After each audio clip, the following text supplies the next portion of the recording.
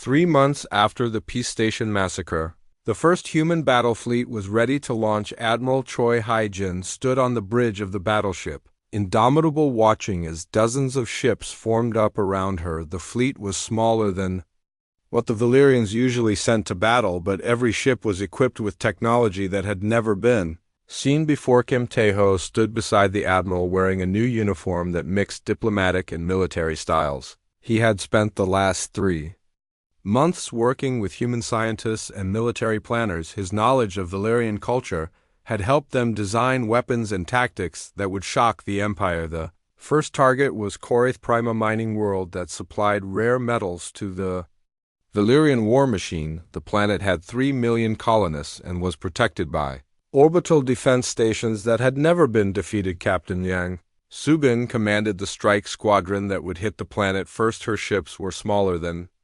traditional warships, but they moved through space like living things. The new engines that human scientists had developed could change direction instantly, making the ships impossible to hit. "We are approaching the Korith system," Captain Yang reported to Admiral Choi. "Enemy sensors are detecting us now." The Valyrian defense commander was General Tokmar, a veteran of 50 battles who had never lost a single engagement. He watched the approaching human ships with confidence. His orbital stations had enough firepower to destroy a fleet 10 times larger. "These humans are fools," he told his officers. "They bring only 30 ships against our mighty defenses. They will die like their diplomat friends." But as the human ships got closer, General Tokmar began to worry. The ships were moving in patterns he had never seen before. They seemed to dance around his weapon fire like they could predict where he would shoot. Captain Yang Subin smiled as she watched the Valyrian weapons miss her ships again and again. The new computer systems could calculate the enemy's targeting in real time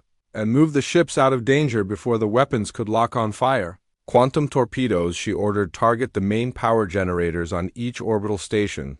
The human weapons hit the Valyrian defenses with impossible precision. Each torpedo seemed to know exactly where to strike for maximum damage. Within minutes, the orbital stations that had protected Korith Prime for decades were floating debris. General Tokmar stared at his destroyed defenses in shock. It was impossible. No enemy had ever broken through his orbital grid. How had the humans done it so easily? From the indomitable Admiral Choi Hae-jin watched the battle with satisfaction. The new weapons that human scientists had developed were working perfectly. The Valyrians had no defense against technology they could not understand. Tae-ho was monitoring Valyrian communications from his position on the bridge. He could hear the panic in their voices as they realized their weapons could not hit the human ships. "They are requesting reinforcements from the main fleet," he reported to Admiral Choi, "but the nearest Valyrian base is 6 hours away. We will be finished here long before they arrive." The human ships moved into orbit around Korith Prime and began landing troops. But these were not the brutal invasion forces that the Valyrians used. Human soldiers moved with surgical precision, targeting only military installations and weapons factories. Captain Park Hyo-jin led the ground forces as they secured the planet's capital city. The Valyrian garrison tried to resist, but their weapons seemed useless against human armor and shields. The human soldiers had strict orders about civilians. They were not to be harmed in any way. This was not a conquest. This was a liberation. The people of Korith Prime would be free to choose their own government once the Valyrian military was removed. General Tokmar was captured trying to destroy the planet's main computer core. He expected to be executed, as Valyrian commanders usually were when they lost battles. Instead, he was taken to a comfortable cell and given medical treatment for his injuries. Tae-ho came to visit the captured general 3 hours after the battle ended. He wore his diplomatic uniform again and spoke to the Valyrian in his own language. General Tokmar looked up at the human with confusion. "You are the diplomat who survived the Peace Station massacre. Why are you here?" Tae-ho sat down across from the general, his face calm but his eyes hard. "I am here to explain what happens next. The Terran Federation is not like the Valyrian Empire. We do not kill prisoners. We do not destroy cities. We do not enslave populations." "Then why are you here?" General Tokmar asked. "What do you want?" Tae-ho leaned forward. "We want you to understand that humanity tried to make peace. Your empire chose war instead. Now you will learn what humans become when peace is no longer possible." The general stared at him with growing fear. He had expected brutal human conquerors. Instead, he faced something far more terrifying, a species that could destroy his defenses with ease, but chose to show mercy. Your fleet took our strongest defenses like they were nothing, General Tokmar said slowly. How is this? Possibly. A host smiled, but there was no warmth in it. The Valyrian Empire has spent 1,000 years perfecting the art of war. Humanity has spent the same time perfecting the art of peace. While you were learning to destroy, we were learning to create. While you were building weapons, we were building better minds. He stood up and walked to the cell window where they could see human ships orbiting the planet. When a species masters creation, general war becomes simple. You cannot defeat an enemy who can build better weapons faster than you can use your old ones. In news of Korith, Prime's fall spread through the Valyrian Empire faster than wildfire. 3 more human fleets were already moving toward other targets, and each one was equipped with different weapons that the Valyrians had never seen before. Emperor Vakmor received the reports in his palace on the capital world. His advisors were in panic because the humans had done something impossible. They had defeated a major Valyrian stronghold without losing a single ship. How many human ships were destroyed? The emperor asked. None, sir, came the terrifying reply.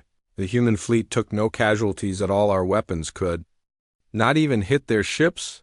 The emperor felt something he had never experienced before: fear.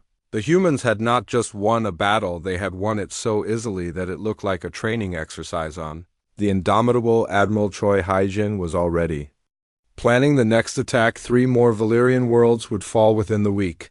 Each attack would be different, showing the Empire that humanity had not just one new weapon, but dozens of them. Taeho studied the star charts showing Valyrian territory. The Empire controlled hundreds of worlds, but most of them were lightly defended. They had never needed strong defenses because no enemy had ever penetrated this deep into their space. The Valyrian Empire built their power on fear, he told Admiral Choi. When that fear is gone, their empire will crumble like a house made of sand. The admiral nodded. She had fought the Valyrians for 20 years and knew that Taeho was right.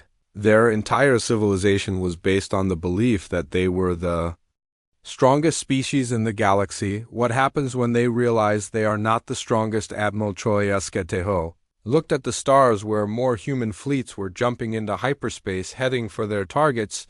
Then they will learn what every bully learns: eventually someone bigger and stronger always comes along. The human storm was just beginning, and the Valyrian Empire was about to discover what happened when they pushed humanity too far. The rescue ship that picked up Kim Taeho was small and fast. It belonged to the Terran Federation Emergency Response Team. The crew was silent as they watched the burning remains of the Galaxy Peace Station floating in space like broken dreams. Captain Lee Min-soo helped Taeho to the medical bay. The young diplomat was not physically hurt, but his eyes looked empty, like someone who had seen too much horror in too short a time. The captain had fought in border wars against the Valyrians, but even he was shocked by what had happened. The Galaxy Peace Station was supposed to be neutral ground. Taeho said slowly, staring at the wall. Even during the worst parts of the war, no one attacked diplomatic meetings. It was the one rule everyone followed. The captain nodded grimly. The Valyrians have changed the rules of war. They killed diplomats from 17 different species in cold blood. Every government in the galaxy will hear about this. The ship jumped to hyperspace heading for Earth. The journey would take 3 days, but news of the massacre was already spreading through the galaxy faster than any ship could travel.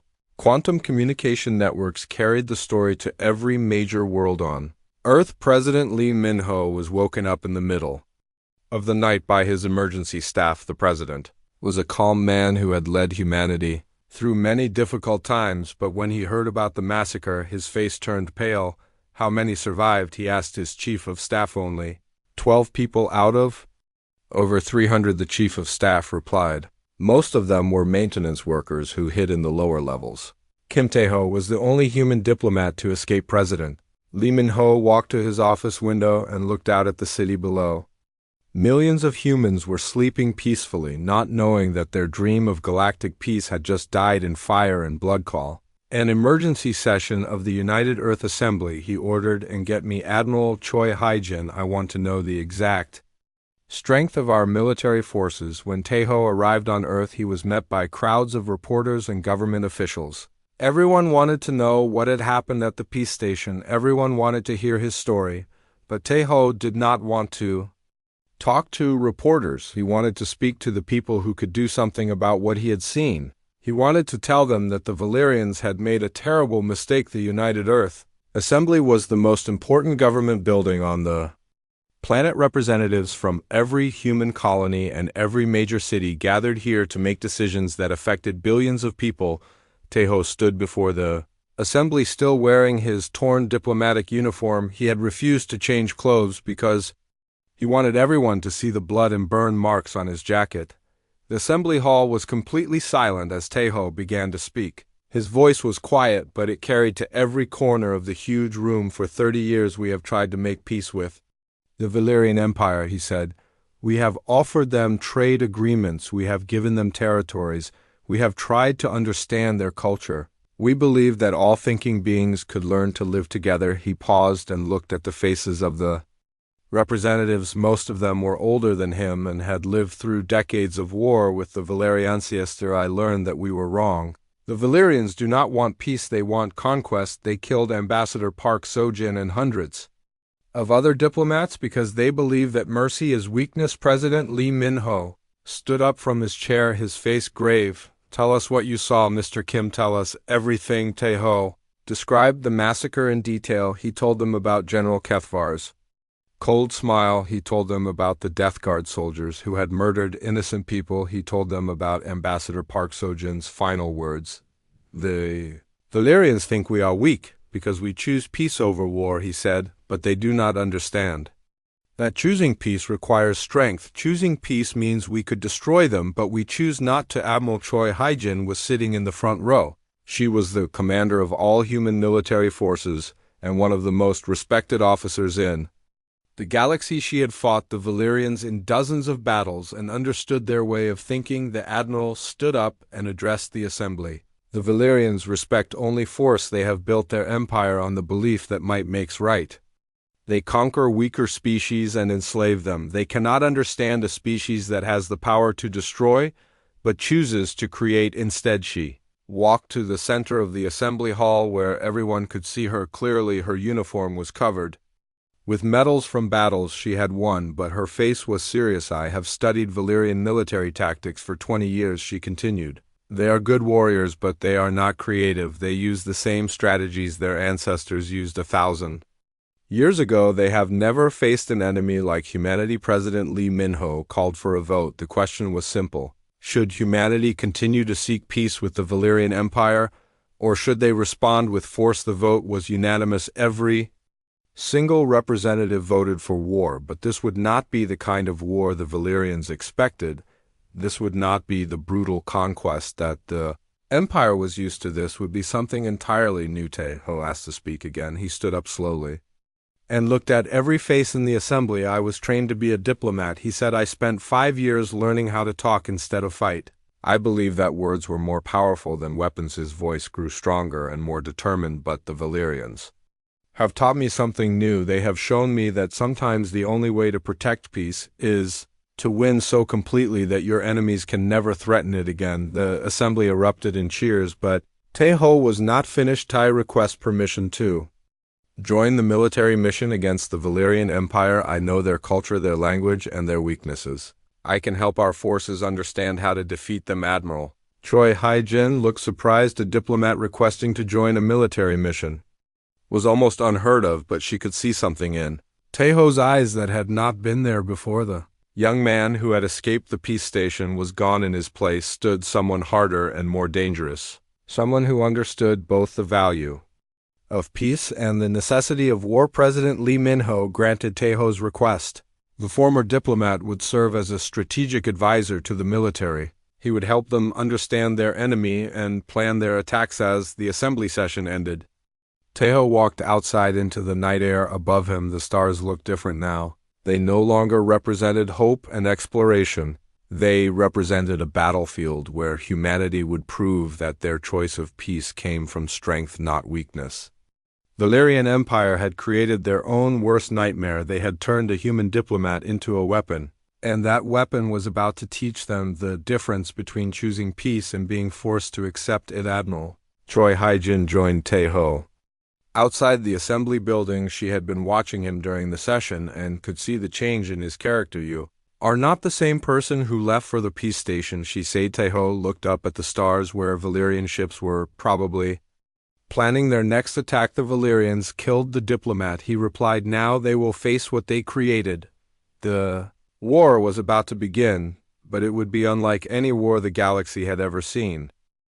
Emperor Vakmor had ruled the Valyrian Empire for 30 years and had never known defeat. His throne room was built from the bones of conquered enemies and decorated with weapons taken from defeated armies. For 1,000 years no Valyrian emperor had ever retreated from battle, but today the emperor sat on his throne reading reports that filled him with terror. 7 Valyrian worlds had fallen to human forces in just 2 weeks. Each defeat was more shocking than the last.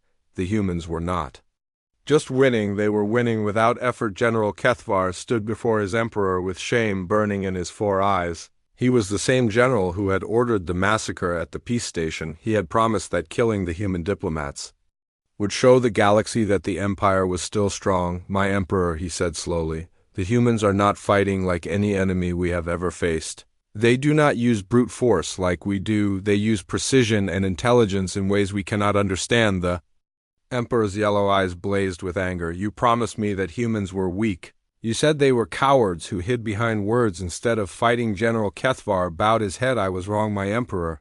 The humans were never weak. They were holding back their true power. When we killed their diplomats, we awakened something that should have stayed sleeping. The throne room fell silent except for the sound of the emperor's breathing. He was trying to control his rage, but everyone could see that he was losing the battle. Bring me the battle reports from Korath Prime, the emperor commanded.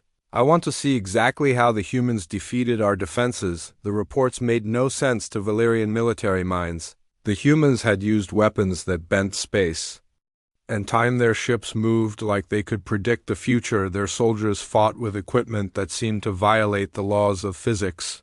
But it was not just their technology that terrified the Valyrians, it was their restraint in every battle. The humans had taken prisoners instead of killing them. They had protected civilian populations instead of enslaving them. They had captured intact facilities instead of destroying them. This mercy was somehow more frightening than any brutality. The Valyrians understood enemies who killed and destroyed. They did not understand enemies who conquered with compassion. Commander Dalseth entered the throne room carrying the latest intelligence reports. She was the Empire's best spy and had spent years studying human behavior. Her face was pale with fear. My emperor, she said, the humans are not trying to destroy our empire. They are trying to improve it. They are offering our conquered populations better lives than they had under our rule. The emperor leaned forward on his throne. What do you mean? Commander Dalseth activated a holographic display showing human-controlled territory. The conquered worlds were already showing signs of rapid improvement. Human technology was cleaning polluted environments. Human medicine was curing diseases that had plagued Valyrian colonies for generations. The humans are not occupying our worlds, she continued. They are liberating them. Our own people are beginning to welcome the human forces as saviors instead of conquerors. The emperor felt his control slipping away. The foundation of Valyrian power was fear and domination. If their subjects no longer feared them, the empire would collapse from within. What about our military forces? The emperor asked. How many ships do we have left?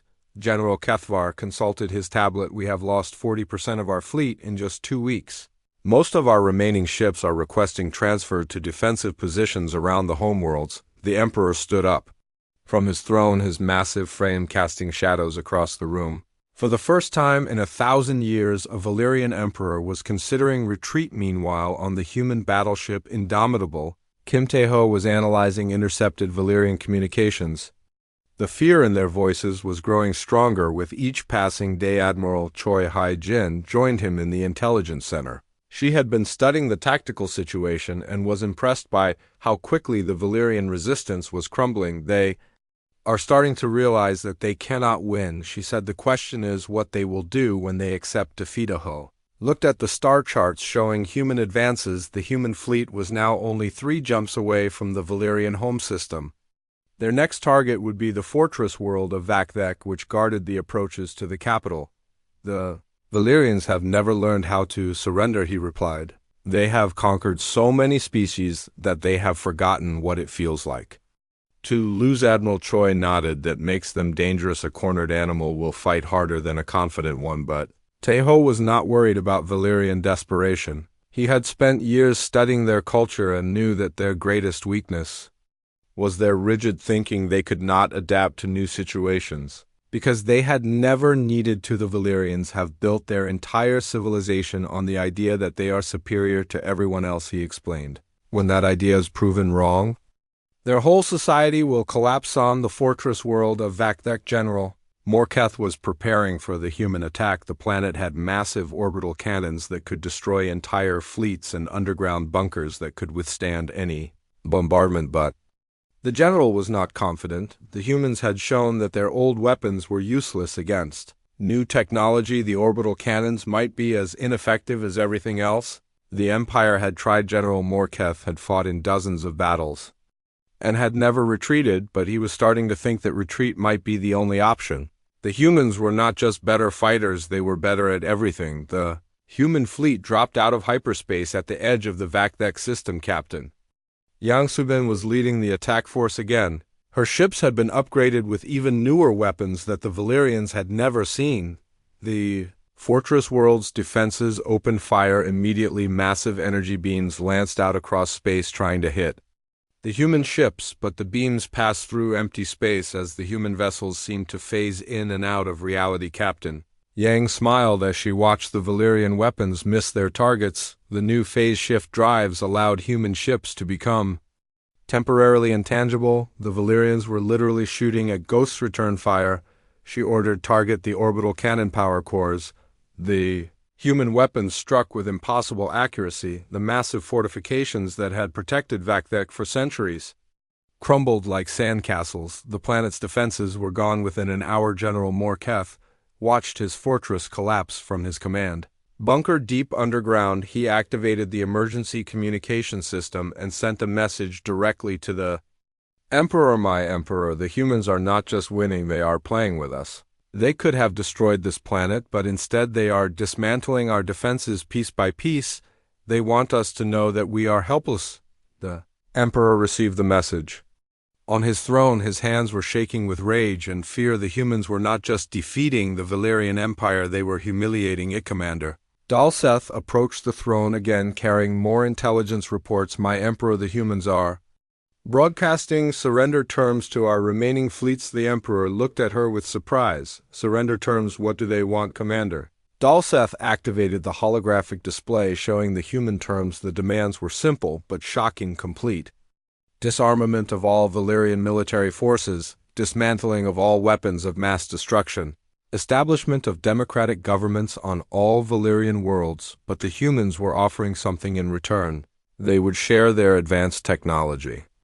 They would help rebuild damaged worlds. They would allow Valyrian culture to continue as long as it was peaceful. The Emperor stared at the terms in disbelief. The humans were offering to make the Valyrian Empire stronger than it had ever been. The only price was giving up their dream of conquest. General Kethvar looked at his Emperor with desperation. My Emperor, we cannot accept these terms. We are Valyrians, we do not surrender. The Emperor nodded slowly, but his heart was no longer in the fight.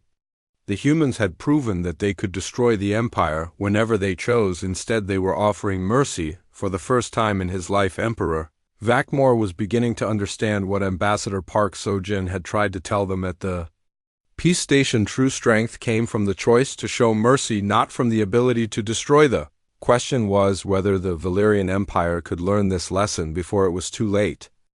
Kim Taeho walked through the long glass corridors of the Galaxy Peace Station, his black diplomatic shoes clicking against the crystal floors. The station was huge, bigger than any building on Earth, and it floated in space between two star systems.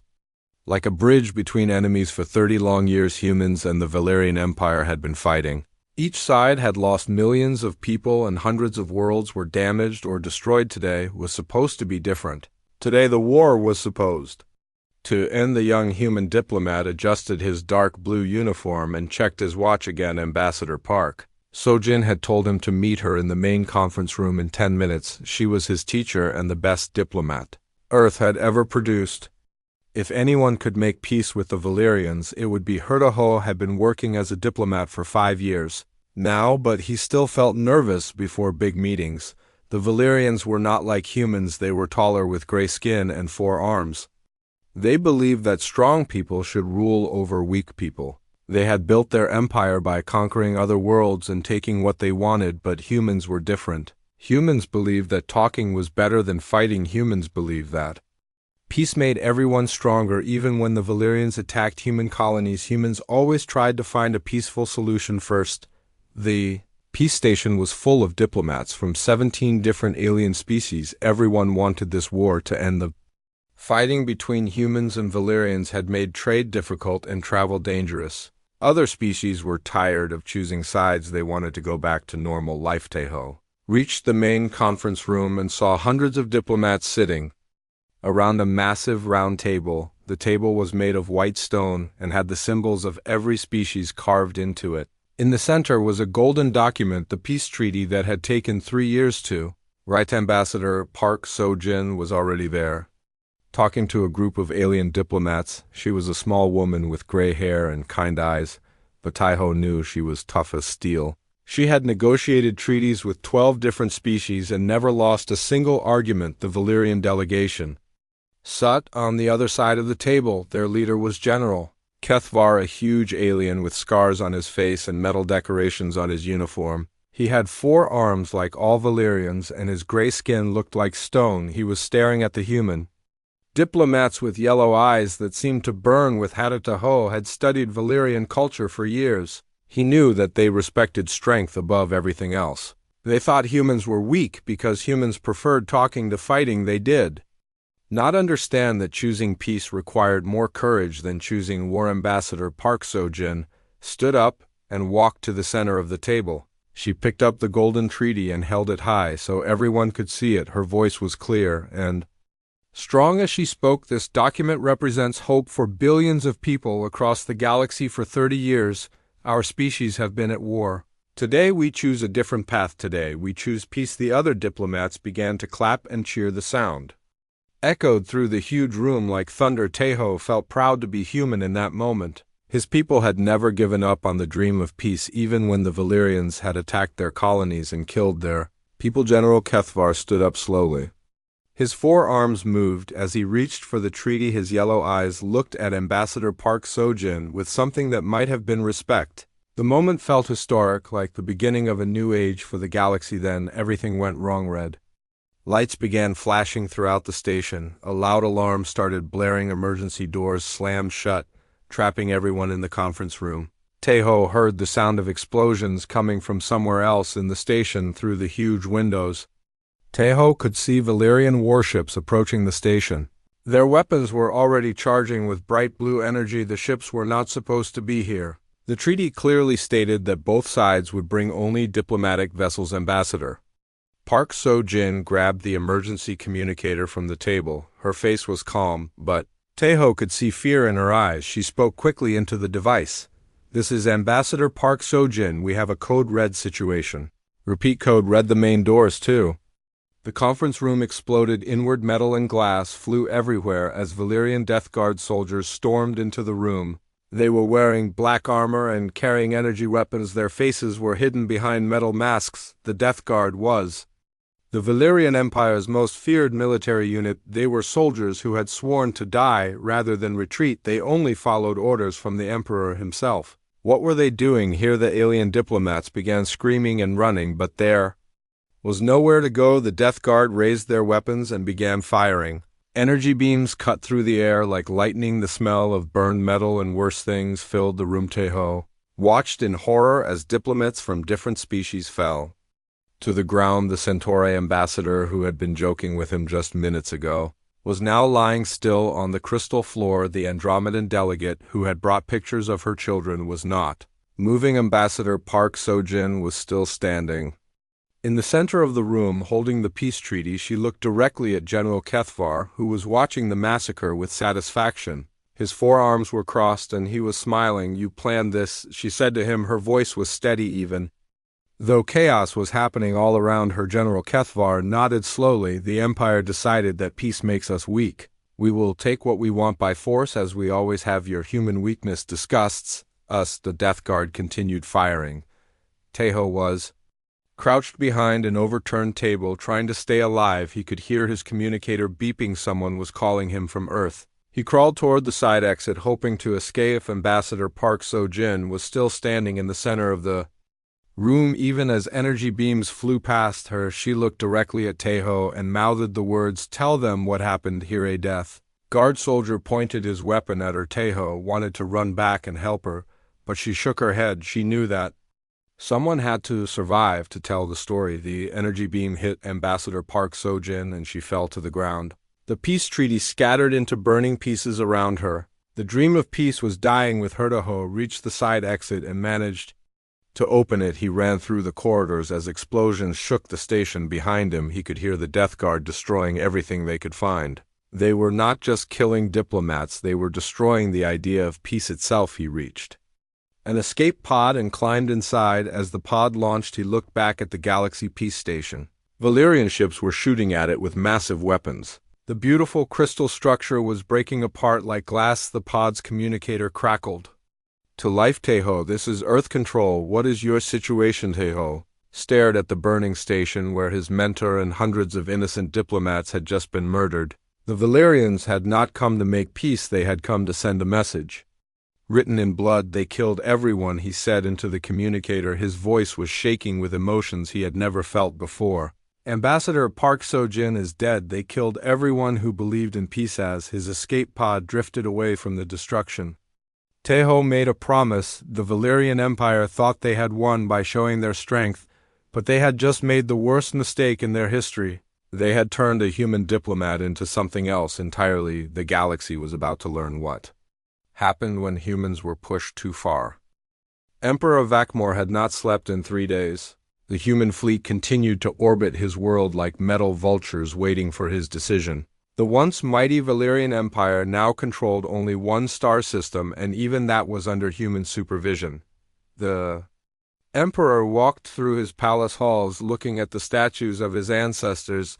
They had built this empire through conquest and violence. They had believed that strength came from the ability to destroy enemies. Now their descendant faced a choice that would change everything. General Kethvar found his emperor in the Hall of Victories, where the weapons of defeated enemies were displayed. The general looked older than his years. The defeats had aged him rapidly. My emperor, the human diplomat, is requesting a meeting. He says he will come to the palace alone to discuss terms. The emperor turned to face his most trusted general, the same general who had ordered the massacre at the peace station, the same general who had promised that humans were weak. Let him come, the emperor said quietly. It is time to face what we have created. 2 hours later, Kim Tejo materialized in the throne room as a hologram. His image was clear and solid looking, but everyone knew he was still safely aboard.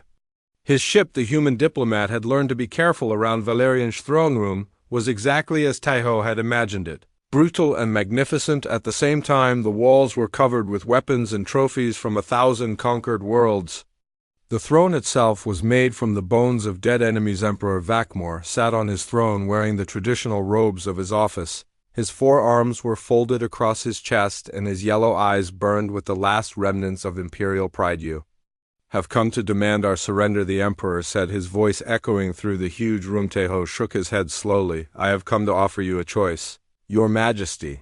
The same choice that Ambassador Park So-jin tried to offer you at the peace station. The emperor felt a stab of guilt at the mention of the murdered diplomat. Park So-jin had been trying to save both their species from this war. If he had listened to her words instead of ordering her death, the empire might still exist. What choice do we have? The emperor asked. We are trapped in our own system. Our fleet is destroyed. Our colonies have abandoned us. Tejo walked closer to the throne, his diplomatic training evident in every movement. You can choose to join the galactic community as equals. Your people can learn to trade instead of raid, to create instead of conquer. The emperor laughed bitterly. You want us to become like you? Peaceful and weak. Tejo's expression did not change. Your Majesty, you have seen our fleet in action. Do we seem weak to you? Question hung in the air like a sword. General Kethvar looked at the floor, unable to meet the human's eyes. The Valyrian military had been destroyed so completely that it seemed like a nightmare. The Emperor stood up from his throne and walked to the great window that looked out over his capital city. Below him, millions of Valyrians continued their daily lives, not knowing that their entire civilization was ending. What would happen to our people if we refuse your offer? The Emperor Esketeho followed him to the window. Your people would remain in this system forever. The blockade would never be lifted. You would have food and shelter, but no future. Your children would grow up knowing that their ancestors chose isolation over growth. The Emperor looked out at his city, imagining it cut off from the rest of the galaxy forever. The Valyrian people had always been explorers and conquerors. Trapping them in one system would be worse than death. And if we accept your terms, then your people will have access to human technology and medicine. Your worlds will be rebuilt better than they ever were.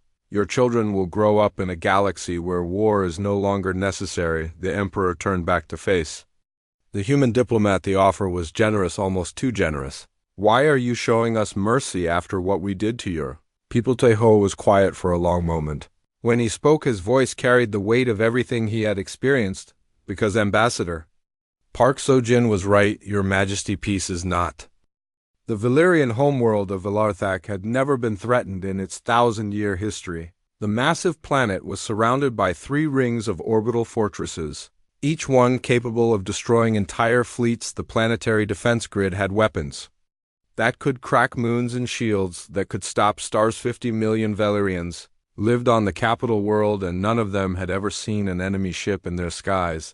The very idea of invasion was impossible. Valarthek was the heart of the empire, and the heart could never be touched. Emperor Vakmor stood on the highest balcony of his palace, looking up at the orbital fortresses that protected his world. The metal structures were so huge they blocked out parts of the sky. Each fortress held 10,000 soldiers and enough weapons to level continents. General Kethvar joined the Emperor on the balcony, carrying the latest military reports. The human fleet was only 1 day away from the Valarthek system. Every remaining Valyrian ship had been called back to defend the homeworld. My Emperor, we have assembled the greatest defensive force in galactic history, General Kethvar said, trying to sound confident. No enemy has ever broken through even 1 ring of fortresses. The humans will face 3 rings plus the planetary defenses.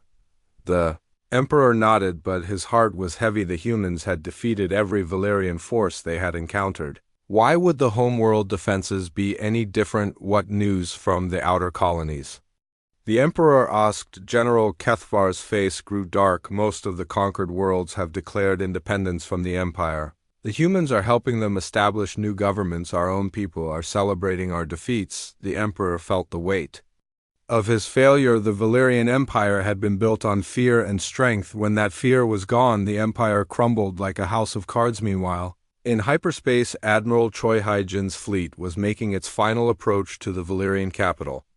The human force was the largest ever assembled, with over 200 ships carrying the most advanced weapons humanity had ever built. Kim Tae-ho stood on the bridge of the flagship, preparing for the most important battle of his life. The young diplomat had become something new during the war. He was no longer just a speaker of peace, he was an architect of justice. Admiral Choi joined him at the tactical display. The orbital fortresses around Valarthek were indeed impressive, but human technology had advanced far beyond anything the Valyrians could imagine. Are you ready for this, Tae-ho? She asked.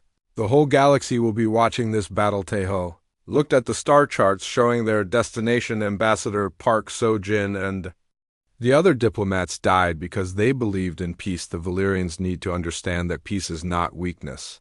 It is a choice that strong people make. The human fleet dropped out of hyperspace at the edge of the Valarthek system. The sight that greeted them was magnificent and terrifying. The 3 rings of orbital fortresses surrounded the planet like metal clouds. Each fortress bristled with weapons and energy shields. Admiral Choi activated the fleet communication system. All ships.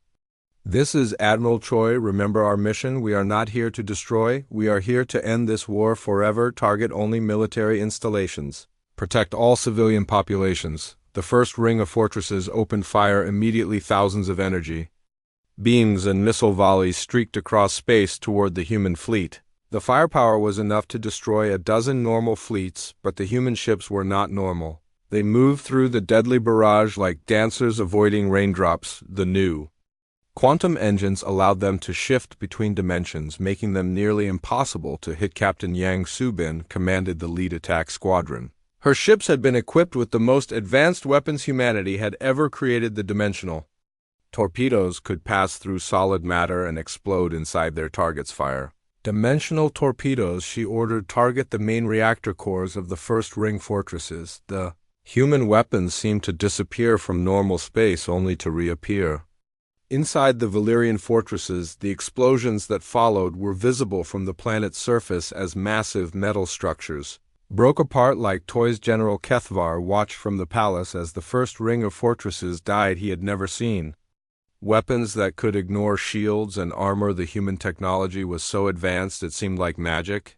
The second ring of fortresses tried to adapt their tactics, spreading out to make targeting more difficult, but the human ships moved with impossible coordination. Each vessel seemed to know exactly where the others were going. Admiral Choi commanded the fleet from her flagship, using tactical systems that processed information faster than any Valyrian computer. The human battle formation flowed like water around the enemy defenses, striking with precision that left no room for error. The second ring of fortresses lasted 20 minutes longer than the first, but the result was the same. Human weapons found their targets with ruthless efficiency, and the proud defenders of Valarthek became floating debris. Emperor Vakmor watched his defenses crumble from his palace balcony. The impossible was happening.